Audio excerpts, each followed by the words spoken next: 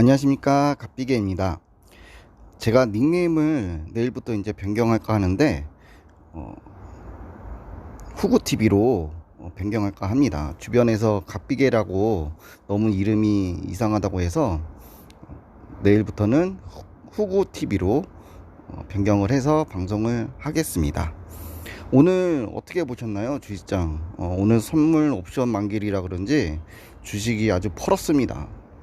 기관하고 외인이 매도세를 이끌었고 개인이 매수를 했는데 무려 1조 2천억이나 매수를 했습니다. 기관은 1조 1천억 원 팔았고 외인은 1천억 정도 이제 팔았는데 오늘 뭐 기관이 그동안 계속 샀어요. 갖고 수익을 실현하는지 오늘은 많이 팔았습니다. 그 선물 옵션 만길 그것도 있지만 수익 실현을 한 것 같아요. 이날을 기다린 것 같아요. 기간은.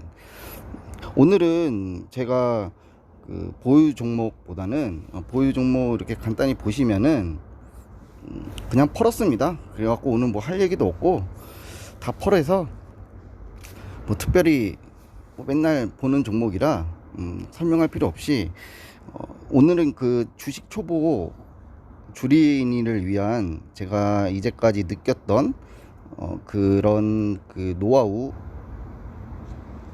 철칙 같은 거를 간단히 설명을 해볼까 합니다. 첫 번째는 매수는 웬만하면은 9시부터 10시 사이에는 하지 마라. 물론 그렇지 않은 날도 있어요. 예를 들면은 갭하락으로 시작해 갖고 상승장으로 마무리할 때는 어느 정도 이제 종가가 더 올라 있으니까 시가보다.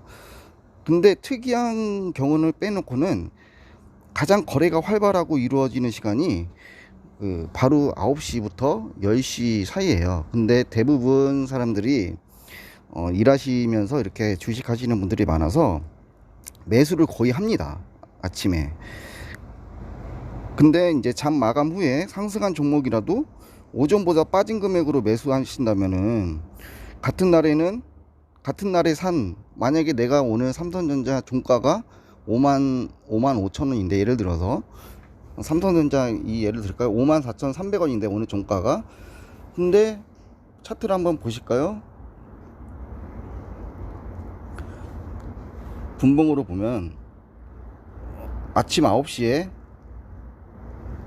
56,500원으로 시작을 했어요. 그럼 시작하자마자 이렇게 사신 분들은 종가가 54,300원이니까 2,200원 무려 1.99% 퍼센트가 이제 잃게 되는 거죠.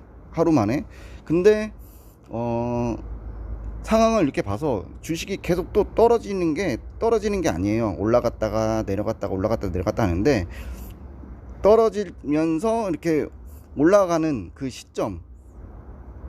시점도 있고 이제 떨어지고. 근데 대부분 종목을 보면은 아침 9시부터 10시 사이에 매수세가 좀 강합니다. 그래서 어차피 저희가 이제 주식을 하면 싸게 사는 게 목적이잖아요.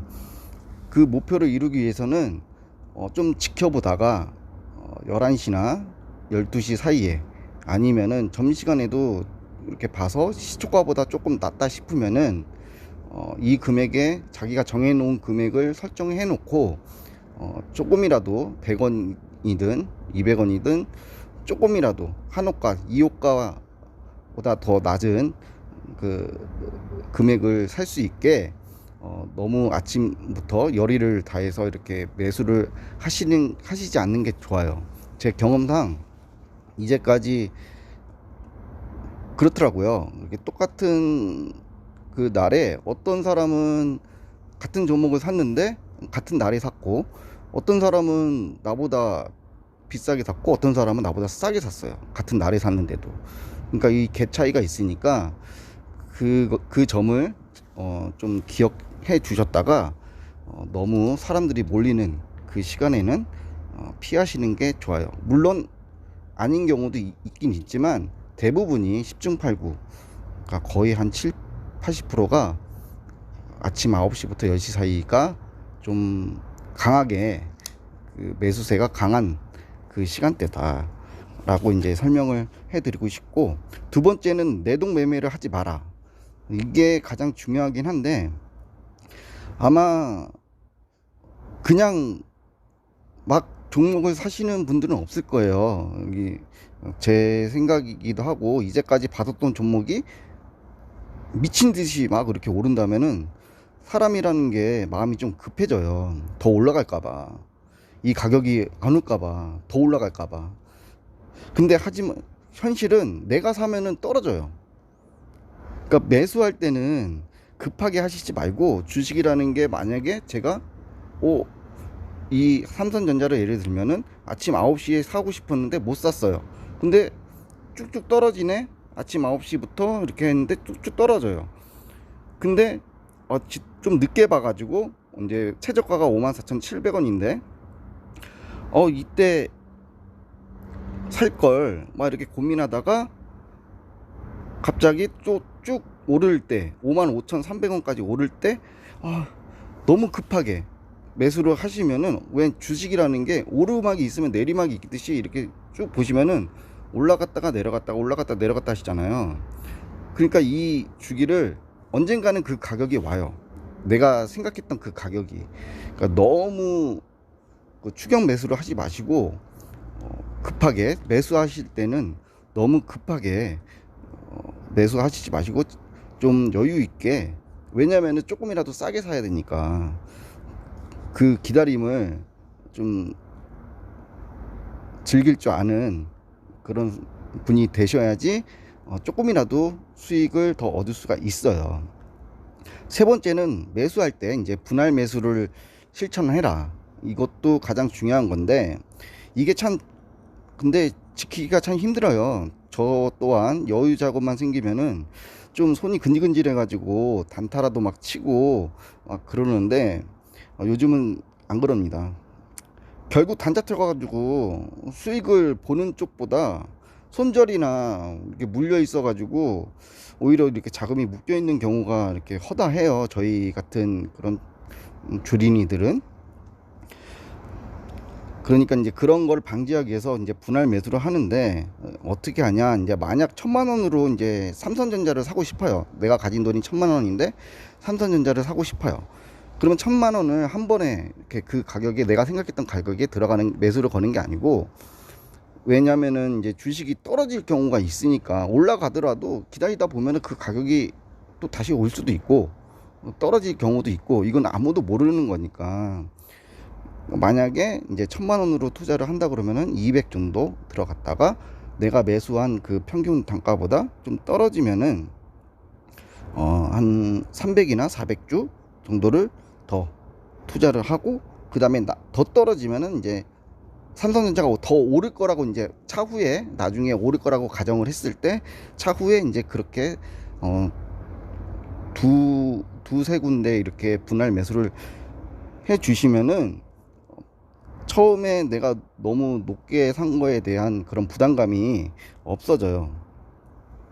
그러니까 한 번에 몰빵해서 주가가 하락하면은 좀 불안해지니까, 그런 걸 좀 방지하고자, 이게 원래 주식의 원칙인데 이게 좀 지키기가 좀 힘듭니다. 근데 만약에 물려가 그렇게 한 번에 진짜로 이 주가가 떨어지지 않고 오를 거라고 생각을 하면은 몰빵해도 돼요. 근데 사람이 신이 아니잖아요. 이게 주식이 분명히 떨어지지 않고 계속 오를 거야 라고 생각을 하면은 몰빵해도 됩니다. 그거는 자신감만 있으면 100%. 근데 만약에 조금이라도 떨어지고, 더 떨어지고 한 10% 정도 떨어지면 사람이 멘붕이 와요. 그러면 그 10% 정도 떨어졌을 때, 만약에 내가 여유자금 있으면은 내가 샀던 주식보다 좀 더 100주를 샀으면 200주로 하면은 평균 단가가 낮아지고, 그만큼 그 마이너스 된 금액이 좀 더 폭이 줄어들겠죠. 근데 한 번에 이렇게 몰빵하다 보면은 손절을 언제 손절해야 되냐, 막 조바심이 생기고, 물린 채로 언제 뭐 구조대 언제 오나요, 막 이런 식으로 토로망에 가갖고 찬티한테 따봉이나 이렇게 주고 그렇게 좀 지루한 날이 좀 될 것 같아요. 그런 날이 좀 많습니다. 제 주변에도 물려가지고 토론방에서 막 기웃기웃거리고 그런 분들이 좀 많아요. 그러니까 그런 걸 좀 방지하기 위해서 분할 매수는 꼭 지켜야 됩니다. 저 또한 처음에는 힘들었는데 지금은 그게 원칙이라고 생각을 해서 매도보다는 솔직히 매수를 잘하는 게 좋아요. 조금이라도 싸게 사면은 다른 사람들 이렇게 떨어져도 다른 사람들보다 싸게 샀으면은 어차피 손절가가 아니면은 좀 마음이 좀 느긋해집니다. 그러니까 매도는 그 타이밍 봤을 때 자기가 수익 실현하는 그 퍼센트가 이제 다가왔을 때 매도를 하면 되는데, 이제 매수하는 게 조금 이런 거는 좀 지키면은 우리 주린이한테는 그나마 좀 더 이익을 얻고 손실도 그렇게 크지 않은 그런 투자 방법이 될 겁니다. 어떻게 뭐 많은 도움이 되셨나요? 뭐 이미 알고 계시는 내용일 수도 있고 하는데 의외로 이게 실천하기가 좀 힘들어요. 근데 우리 주린이 분들은 이 점을 꼭 좀 상기시켜서 성공한 투자를 하시길 바라는 마음으로 제가 다시 한번, 다시 한 번은 아니고 알고 있던 내용일 수도 있겠지만 좀 더 부각을 좀 시켜봤습니다. 영상이 좀 도움이 되셨다면 구독과 좋아요 많이 부탁드리겠습니다. 오늘은 여기까지 하겠습니다. 감사합니다.